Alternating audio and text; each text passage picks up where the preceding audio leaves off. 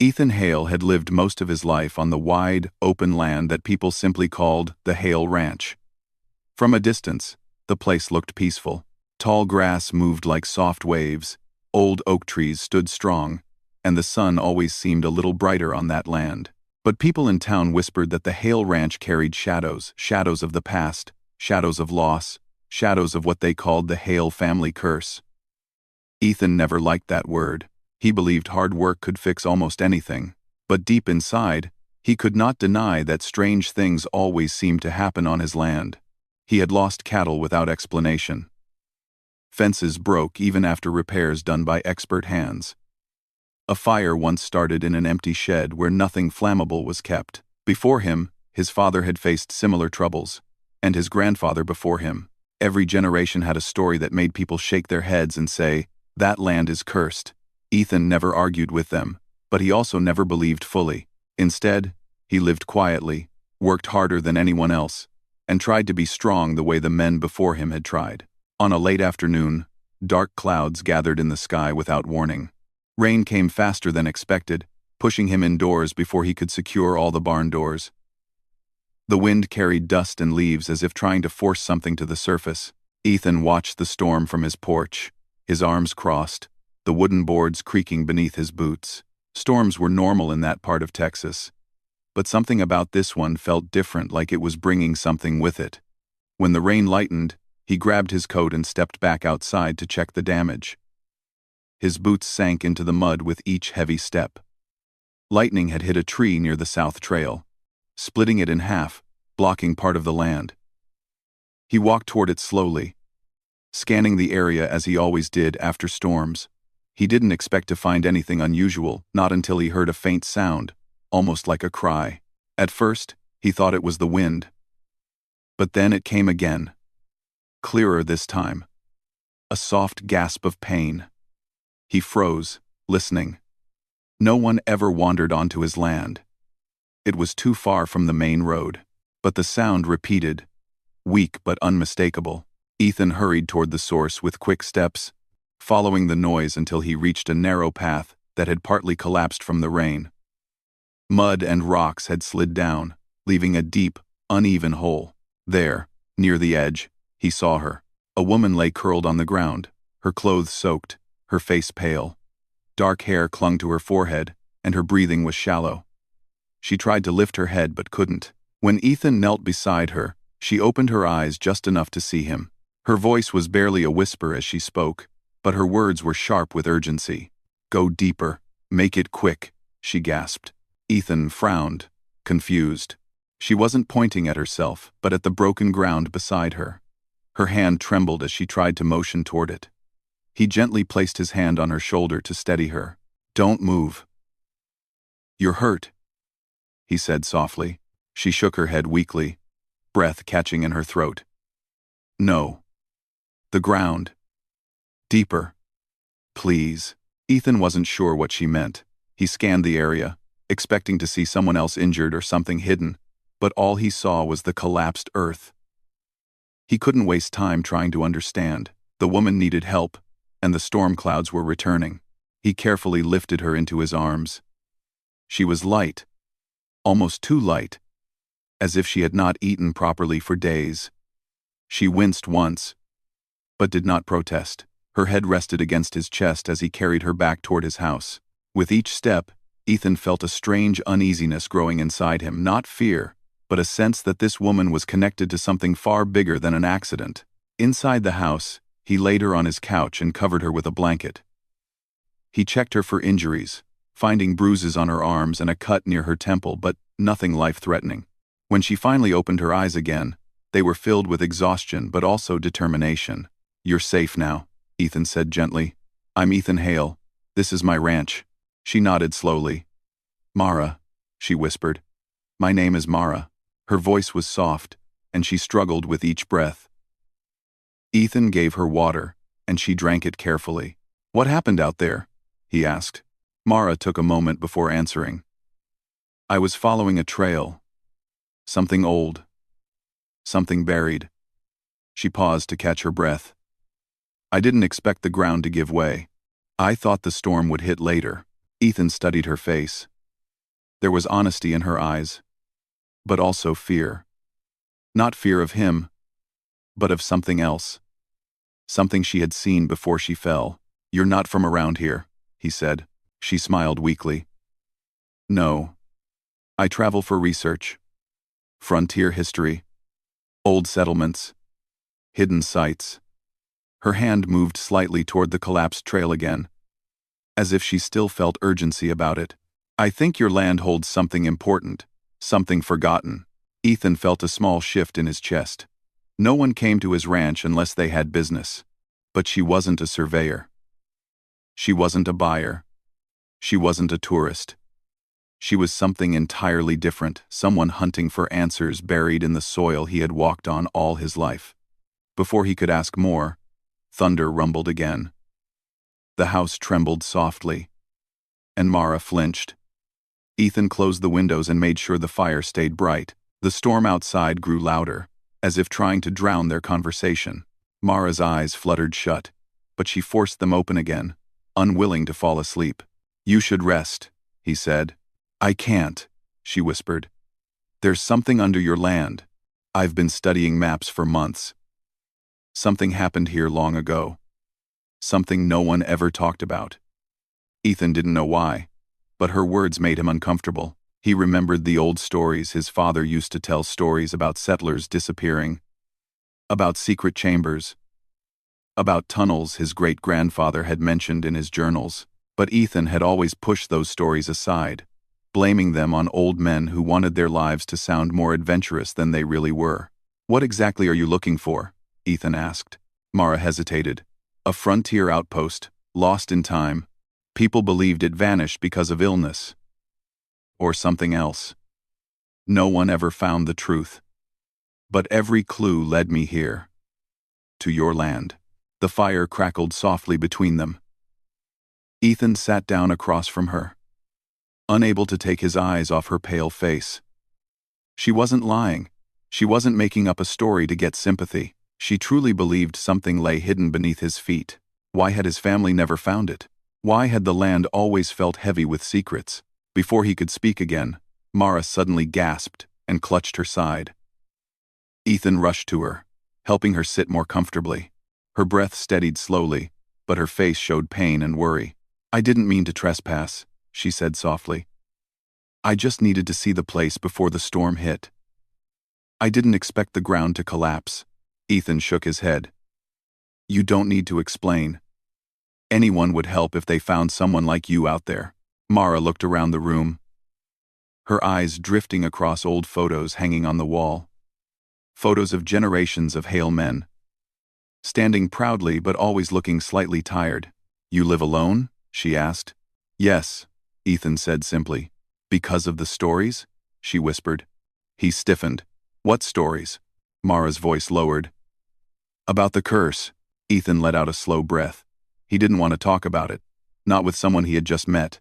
Not with someone who was already stirring old memories he preferred to keep buried. "The curse is just talk," he said firmly. "Accidents happen. People exaggerate." Mara watched him for a moment, then nodded, though she didn't look convinced. "You don't have to believe me," she whispered. "But whatever is buried under your land, it's connected to those stories." Ethan's jaw tightened. The storm outside grew stronger, as if reacting to the tension in the room. Mara's eyelids grew heavy again, exhaustion finally overtaking her. Ethan pulled the blanket up to her shoulders and stood quietly. He didn't know who she truly was. He didn't know what she had found or what she wanted to uncover. But he did know one thing.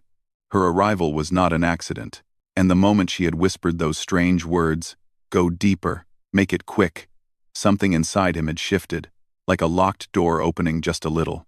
He didn't believe in curses, but he did believe in signs. As he watched her sleep, he had a strange feeling that everything in his life was about to change. Mara woke up the next morning to the soft smell of coffee and the warm crackling of a fire. For a few seconds, she stared at the wooden ceiling, forgetting where she was. Then the memory of the storm, the fall, and the glance of Ethan's face returned to her. She slowly pushed herself up, wincing slightly at the soreness in her body. The blanket slipped down, and she pulled it back around her shoulders for comfort. Ethan turned from the kitchen counter when he heard movement. He was holding a steaming mug in one hand and a folded towel in the other. "You're awake," he said, stepping toward her. "You were out for a while." Mara rubbed her forehead gently. "How long?" "Almost 10 hours, he answered. "You needed it." She accepted the cup of coffee he handed her. Her fingers wrapped around it gratefully. The warmth traveled through her hands, calming her nerves. Ethan watched her carefully, checking if she was still in pain. "Are you feeling better?" he asked. "A little," she said, taking a small sip. "My head still hurts, but I can think clearly." Ethan nodded. "Good. I didn't want to call an ambulance, unless it got worse. The nearest hospital is far, and the roads are muddy. After last night's storm." Mara looked down at her mug, thinking about her research, the trail, and everything she had lost in the collapse. Her backpack had fallen into the broken ground. Her notes, her maps, her camera, everything she spent months gathering might be gone. Ethan seemed to notice her silence. "If you're worried about your things," he said, "I can check the trail after breakfast. Maybe something is still there." Mara gave him a grateful smile. "Thank you. I didn't want to ask. But yes, I'm worried." "You don't have to ask," he replied softly. "I'll help." As she slowly drank her coffee, Ethan sat on a nearby chair, studying her with curiosity. She was unlike anyone he had ever met on this land. Her eyes were thoughtful, her posture careful, as if she carried more than just research papers in her mind, like she carried secrets too. "What were you doing on that trail?" Ethan asked eventually.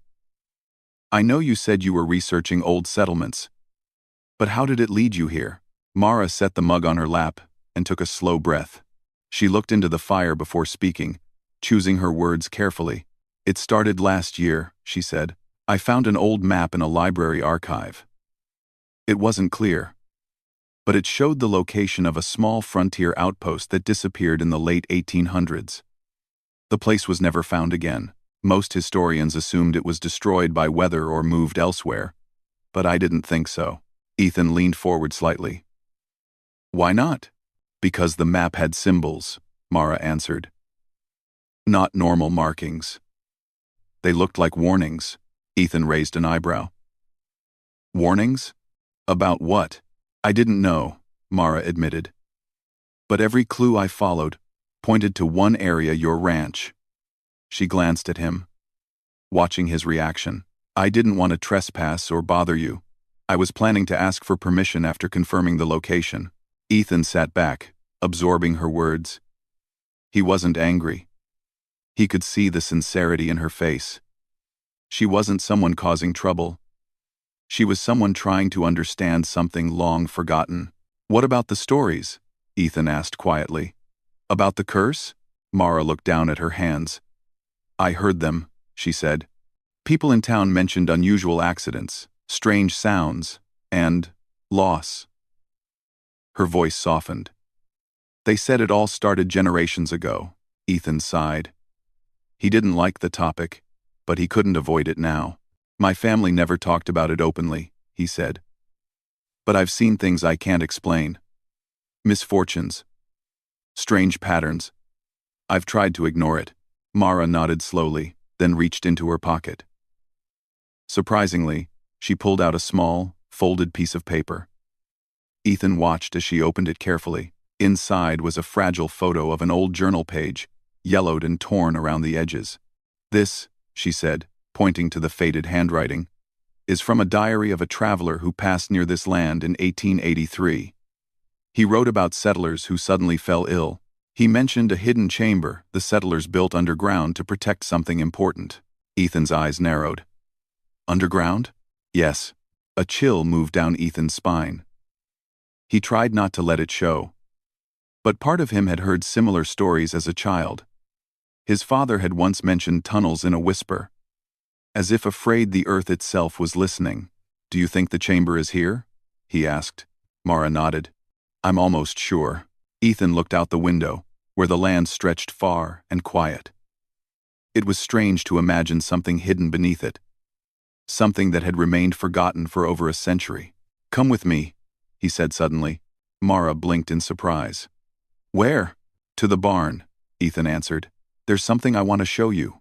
She wrapped the blanket around her shoulders and followed him carefully. The barn was old but sturdy, smelling of hay, wood, and distant memories. Ethan walked to a high shelf and pulled down a dusty box. It looked untouched for years. My father kept this, he said, setting it on a table. He said it belonged to my great-grandfather. He opened the box slowly. Inside were a few old tools, a rusted compass, and a thick leather-bound journal. Mara stared at it as if she'd discovered treasure. May I? She asked. Ethan nodded. Mara opened the journal carefully. The pages were fragile, covered in old handwriting that looped elegantly. She turned each page with respect, scanning for anything that matched her research. Then her eyes widened. Ethan, she whispered. Look. He stepped beside her. On one page was a hand-drawn map of his ranch, almost exactly the same layout as today's land. In the corner of the map were symbols. The same symbols Mara had seen on the old frontier document. What does it say? Ethan asked quietly. Mara read slowly, translating the old handwriting. It says, "The chamber must remain sealed. Nothing good comes from what lies beneath." Ethan's heart thudded. Sealed? Why? Mara flipped the page. The next section contained a short entry that looked rushed, as if his great-grandfather had written it in fear. It says something happened, Mara translated. Something the settlers tried to stop. He believed sealing the chamber would protect future generations. She met Ethan's gaze. This is connected to everything. The stories. The losses. Maybe even the accidents. Oh, see, Ethan felt the weight of her words. It was unsettling to think his ancestors had known something dangerous and kept it hidden. But it also explained why strange things happened here without warning. So you believe my land is cursed because of this chamber? He asked. I don't think it's a curse, Mara said softly. I think it's history left unresolved. Ethan absorbed that. It didn't make him feel better exactly, but it made the mystery feel clearer. Less like a dark cloud, and more like a puzzle waiting for answers. What now? He asked. Mara closed the journal gently. We find the chamber. Ethan shook his head slightly. You're still injured. You need rest. I'll rest, she agreed. But once I can walk properly, we need to look for it. Ethan put the journal back into the box and closed it. The barn felt heavier now. The air seemed thick with old secrets. Mara leaned on the table for balance, her body still weak from the fall. Why did you come alone? Ethan asked suddenly. Mara hesitated before answering. Because no one believed me, she finally said. Most historians think the frontier outpost is a myth. They laugh at the idea of hidden chambers and lost settlements. She looked at him seriously. But I know I'm close. I can feel it. Ethan admired her determination. She had risked injury, storms, and loneliness to follow a trail her heart believed in. That level of courage was rare. I'll help you, Ethan said quietly. Mara's eyes softened with relief. Thank you. He helped her back to the house, supporting her as she walked. Every step reminded him that she was not just a researcher, she was someone who had crossed half the state to chase the truth buried beneath his land. As he guided her into the warmth of the home again, Ethan knew one thing with certainty. Mara had arrived on his ranch for a reason, and the moment she had shown him his great-grandfather's journal, he knew he could no longer pretend that the strange history of the Hale family was just a rumor. Something was hidden underground, something that had been waiting for years. And now, whether he wanted it or not, he was part of the journey to uncover it. Ethan woke up before sunrise the next morning. The sky was still dark, and only a thin line of blue showed on the horizon. He sat on the edge of his bed, rubbing the sleep from his eyes. His thoughts were not calm. They were full of yesterday's discoveries, Mara's arrival, the journal, the symbols, and the strange feeling that something beneath his land had been waiting to be found. He put on his boots and walked to the kitchen. On the table, he saw the leather journal. He had left it there the night before, unable to put it away completely. It felt wrong to hide it again in a dusty box. The journal felt alive now, like part of a story that was slowly coming back to the surface. After making coffee, Ethan glanced toward the living room where Mara was sleeping on the couch. She looked more peaceful now. Her breathing was steady, and the color had returned to her cheeks. She had been through a lot, but her strength showed even while she slept. Ethan didn't want to disturb her, so he stepped quietly outside. The morning air was cold and fresh. Dew sparkled on the grass, and the world felt still. He walked toward the collapsed trail where he had found her. The storm had left deep marks on the land, muddy patches, broken branches, and a large crack in the earth where the ground had given way. Standing near the edge, Ethan stared down at the uneven soil. Something had been hidden there. Mara had said it with such urgency that he couldn't dismiss her words. Go deeper. Make it quick. Those words replayed in his mind again and again. He crouched down and touched the dirt. The collapsed section looked deeper than he remembered from last night. When the storm hit, debris had fallen into the hole. But now that everything was still, he could see the soil layers more clearly. Something had caused that ground to weaken. Not just rain. He ran his hand through the dirt and noticed something odd, a piece of wood sticking out from the lower section. It wasn't a branch. It was old, straight, and cut by hand. A piece of timber, something man-made. Before he could investigate further, he heard footsteps behind him.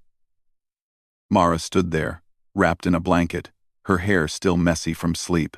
You shouldn't be out of bed, he said, standing up quickly. And you shouldn't be out here alone, she replied, giving him a tired but determined look. Especially not today. Ethan sighed, but helped her walk closer. She stared at the broken ground with wide eyes, examining every inch of it.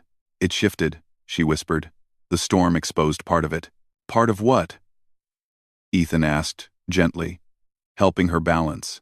The structure below, she said. This wood. It's too old to be part of anything modern. It matches the time period of the outpost. Ethan swallowed. She was right. The timber looked ancient, darkened by time. I think the chamber is somewhere under here, Mara said quietly. Ethan looked around. This was only one small part of his land. The ranch was huge, but something about this spot felt significant. The ground had cracked here. Not anywhere else. Let's go inside, Ethan said. You need food before we start doing anything. Mara hesitated but nodded. She was still weak, and he didn't want her fainting again. As they walked back to the house, Ethan felt a strange mixture of nerves and determination. If something truly was under the ground, he needed to approach it carefully. After breakfast, Mara spread her small remaining papers across the table. Most of her research was lost in the collapse, but the important parts were still in her head. She sketched the symbols she remembered and compared them to the ones in Ethan's great-grandfather's journal. These symbols appear again and again, she explained. They warn of danger, but not the supernatural kind people imagine. More like something people didn't understand at the time. Ethan crossed his arms, watching her work. Possibly, she said. Or something that scared the settlers so badly that they sealed it away. Ethan sat down. Do you think that's why people believe the land is cursed? Yes, she answered gently. Fear spreads faster than truth. Over time, people forgot the real cause, so they blamed the land. They spent the next hour studying the journal until Mara pointed to a section near the back. This entry, she said, tapping the page, mentions a trapdoor. Ethan leaned forward. Where? It doesn't say exactly, Mara replied, but it describes old trees nearby and a ridge overlooking the west side of the property. Ethan's mind immediately pictured a place. There's a ridge behind the barn, and 2 oaks by the fence. Mara's eyes lit up. That might be it. They left the house again, walking slowly toward the ridge. Mara leaned on Ethan whenever the ground was uneven, but she didn't complain. Her curiosity kept her moving. When they reached the ridge, they paused. The two old oak trees stood silently, their roots twisting over the ground like ancient hands. Beyond them, the land dipped gently into a flat area. Ethan searched the ground. At first glance, nothing looked unusual, but when he got closer to the base of one oak tree, he noticed something unnatural. The soil there looked slightly different in color, as if it had been disturbed many years ago. "Here," he said, pointing. Mara knelt beside him, brushing away leaves with trembling hands. After a few seconds, her fingers hit something hard. Ethan knelt beside her and cleared more of the dirt. They both froze. A flat wooden surface lay beneath the soil. It was old, dry, and cracked. A metal ring handle was attached to it, rusted but still intact. It was a trapdoor. Mara's voice trembled as she whispered, "Ethan, this is it." Ethan felt a chill. This was no longer just a story or a rumor. This was real. His great-grandfather had written about it. Mara had followed clues to it. And now, it was right in front of them. Ethan brushed more dirt off the wood, revealing its full shape. It was larger than he expected, almost wide enough for two people to enter side by side. Mara sat back, breathing heavily. "We need to open it." "No," Ethan said firmly. "Not yet." Mara looked at him with confusion. "Why not?" "Because we don't know what's inside," he said. "We need light, tools, safety gear. And you're not fully healed." She lowered her eyes, understanding. Ethan rested a hand on her shoulder gently. "We'll do this right," he said. Together, they returned to the barn and gathered lanterns, gloves, and sturdy ropes. Mara leaned on a workbench, watching Ethan prepare. Even though she was tired, her heart beat with anticipation. When everything was ready, they went back to the trapdoor. Ethan took a deep breath and grabbed the metal ring. The wood creaked loudly as he pulled. For a moment, it refused to move. Then, with one final tug, the trapdoor lifted, releasing a wave of cold, stale air from below. A narrow tunnel stretched into the darkness. Mara gripped the lantern tightly. Ethan peered inside. Wooden beams lined the walls, supporting the passage. Some parts looked fragile, but the structure still held after so many decades. "Are you sure you want to do this?" Ethan asked softly. Mara nodded. "I've waited too long to walk away now." Ethan went first, climbing down the wooden ladder while holding the rope. The lantern's faint glow followed him, and soon Mara climbed down after him. The tunnel floor was uneven, covered in dust. Every sound echoed softly, their footsteps, their breaths, even the quiet beating of their hearts. The deeper they walked, the colder it became. The air smelled old, untouched. Strange markings decorated the walls, symbols carved by settlers long ago. Some were warnings. Others were prayers. Mara whispered. "This is exactly what the diary described." 80. They continued forward, the tunnel narrowing slightly. Then the ground opened into a wider chamber. Ethan held the lantern higher. Old wooden crates lay scattered. Some broken. Tools, rusted with age, rested in corners. A small table stood against the far wall with papers, so faded, they were unreadable. Mara walked slowly, touching nothing. Her eyes moved across everything, memorizing each detail. "This was their meeting room," she said softly, "where they made decisions, where they planned what to do with whatever they found." 1. Crossed. Crossed? Ethan looked around. But what were they hiding? Mara's voice trembled. "We're about to find out." They stepped deeper into the chamber. Somewhere in the darkness ahead, something waited, something that had affected Ethan's family for generations. Not a curse, not magic. Something real, something human, something forgotten. As the lantern light shone farther into the darkness, Ethan felt the weight of history pressing around them. And he knew that once they discovered the truth, nothing in his life or Mara's would ever be the same again. Ethan woke up before sunrise that morning, feeling a strange calmness in his chest. For years, mornings had been difficult for him. They often came with thoughts he did not want. memories he had tried to bury, and a heavy feeling that sat at the center of his life like a stone. But that day felt different. It was the kind of morning when the air felt lighter, when the world around him seemed to breathe in peace. Perhaps it was because he had finally shared his truth. Or maybe it was because Maria had listened without judgment, without fear, and with more trust than he expected. As he stepped outside the farmhouse, the sky was still dark, but a thin line of soft orange was stretching along the horizon.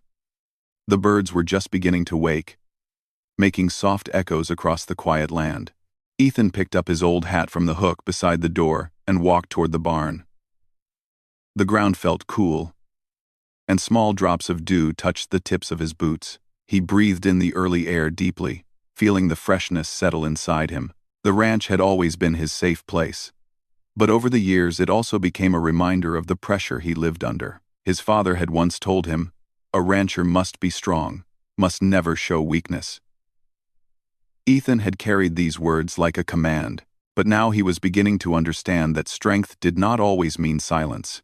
Sometimes, strength was found in letting someone stand beside you, not behind you. And the person standing beside him now, unexpectedly, was Maria. When he reached the barn, he found her already inside, brushing down one of the mares. She looked up as soon as she heard his footsteps. Her smile was gentle, as if she knew this morning carried something new for both of them. "You're early," she said softly. "Could say the same to you," he replied. She continued brushing the horse, her movements steady and calm. "Didn't sleep much," she admitted after a moment. "I kept thinking about everything you told me." Ethan lowered his eyes. He had worried that his story would scare her away, or change the way she saw him. "I should have told you sooner," he said. "I just didn't want you to look at me differently." Maria put the brush down and turned to face him fully. "I don't look at you differently," she said with firm kindness. "If anything, I understand you better now." Ethan lifted his head slowly. "You're not disappointed?" Maria shook her head. "How could I be? Everyone has shadows. But not everyone chooses to walk past them. You did." Her words brought a warmth to his chest. He felt seen in a way he hadn't felt in years. And she was right. He had spent years trying to walk past the shadows that had followed him since his childhood. They had shaped him, hurt him, and made him think he was alone. But meeting Maria had begun to lift that darkness, slowly, piece by piece. The two of them worked in silence for a while, feeding the horses, checking the tack, preparing for the long day ahead. But it was not an uncomfortable silence. It felt peaceful, almost like a shared language where words were not needed. Every movement they made together felt easy now, natural, as if they had been working side by side for years. Later in the morning, Ethan and Maria took the horses out to the far pasture to check the fences. The sun had climbed higher, warming the land. The smell of grass, soil, and warm wind filled the air. As they rode side by side, the landscape stretched endlessly around them, golden and quiet. Maria looked at him with curiosity. "How long have you felt trapped by that curse you told me about?" she asked. Ethan exhaled slowly.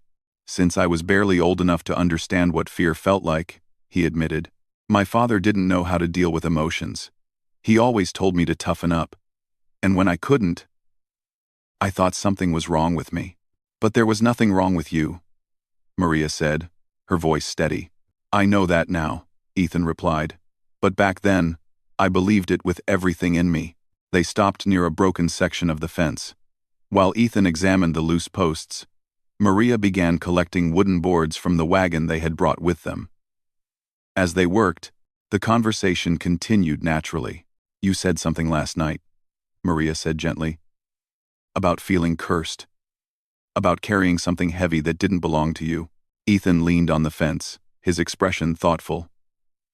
"For most of my life, I felt like I was living someone else's mistakes," he said. "Like I had inherited fear, anger, and silence. I thought it was my destiny to live the same way." Maria walked toward him and placed a board in his hands. "But you're not your father," she said. "You don't have to repeat the past. You already broke the pattern by speaking about it. Ethan nodded slowly. She was right. By sharing his story, something had shifted. The curse he believed he carried was beginning to lose its power. He could feel it slipping away like dust in the wind. They spent the afternoon fixing the fence, tightening the wires, and making the structure strong again.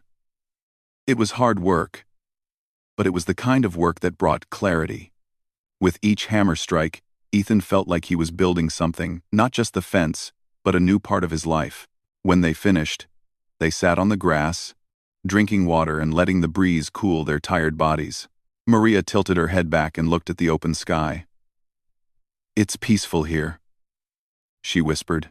"It wasn't always peaceful," Ethan said quietly. "Not inside me, at least." "But now?" she asked, turning to him. Ethan looked around at the rolling fields, at the far-off mountains, at the bright sun. Then he looked at Maria, who sat beside him with a calm expression that made his chest feel lighter. "Now," he said, "I think I'm learning how to breathe again." Maria smiled, and for the first time in a long while, Ethan let himself smile back without forcing it. As the sun started lowering, casting long shadows over the land, they rode back toward the farmhouse. The day felt full, not because of the work, but because of the understanding they had built between them. Every moment seemed to carry meaning. At the ranch, Ethan took a moment to watch Maria as she tied up her horse. He realized something in that moment. Hope did not always arrive in a sudden burst. Sometimes it came quietly, like a gentle visitor, slipping into life when one least expected it. Maria had brought that hope with her.